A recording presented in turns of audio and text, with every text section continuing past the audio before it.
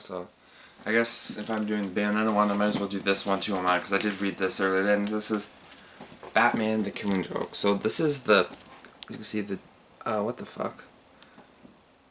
It looks like it's in reverse. I might have to change that in editing. But, so Batman the Killing Joke is a fairly good movie. It was, well, a movie. There is a movie based off it, but the movie is not very well received because of some changes and additions they made. I didn't watch it myself, so I can't say. But what I will say is that this book is pretty good. It's, unlike most comics, this is standalone. It's only a single issue, which is why it's like this. This is the deluxe edition. Of course, I just bent it the desk jacket a few seconds ago by accident while trying to put the desk jacket back on, because I usually take the desk jacket off while doing it. So the deluxe edition has new coloring, which you may find either appealing if you prefer, or not so appealing. Oh crap! I put this back on upside down too. Well, not so appealing, depending on what you think about things like that. So yeah, for me, I haven't read the original coloring. I haven't seen it with the original coloring, so it didn't matter to me. However, if you're a purist, you can also get the absolute Batman the Killing Joke, which has both the original coloring and the new coloring. But I didn't get the absolute edition, even though I saw it. I didn't get it because it was expensive, and I didn't really think it was worth the extra price. You may, I think differently though, but basically the story is about the Joker and Batman and their relationship, and basically the duality between the two, and that the Joker may be crazy, yes, but Batman is too, kind of like running around in some silly suit fighting crime all the time. And the question is basically asking a few things. One, is Joker really more crazy than Batman, or is Joker really the sane one? Because he's the one that realizes the absurdness of life, and how maybe the best thing to do is just embrace the absurdity of life.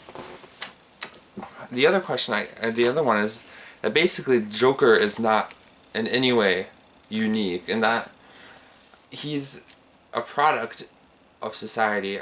Anybody could turn into the Joker. Those are basically the two things, and he tries to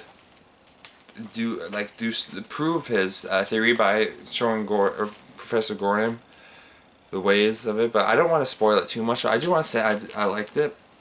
It's a pretty dark story, but I guess that should be expected from Batman. So you can see the artwork's pretty nice. The new coloring was done by the art. Actually, maybe I should tell you who actually did it. So Alan Moore, he was the author, while Brian Bolland was, I hope I'm pronouncing that right, was the artist, and in this version he also did the coloring. He did not do the coloring for the original version, but since he wasn't satisfied with the original coloring, he decided to do it himself. So you can see it looks a bit more modern. The original coloring would not, my camera's recognizing his face. Okay. One of the main additions to the coloring was the flashbacks, which are done in black and white. You can see. Well, mainly black and white. There's some color here. It kind of reminds me of Sin City, which has like one thing will be in color. But yeah, I think it's a good story. It's a bit dark, but I don't think it's anything like too horrific. It's not the most disturbing thing I've ever read. However, I do have to say that, oh, here it is. There's one thing in particular that people may disturb people. It's something that happens to one of the characters, a pretty important character in the Batman universe, but I don't want to spoil it just in case you haven't read it yet. But this does not just have the book itself, like the graphic novel, also has an introduction. Now, it's not by any of the members of it itself. However, the afterword, or whatever they call it, do they call it an afterword? I guess they do, is by Dave Bolland, so I think it's a nice thing to have.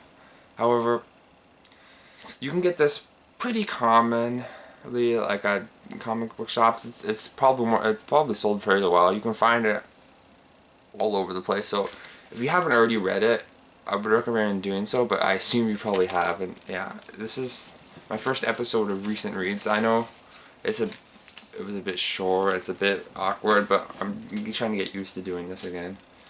I'm not used to showing myself my face in the camera anymore. So thank you for watching.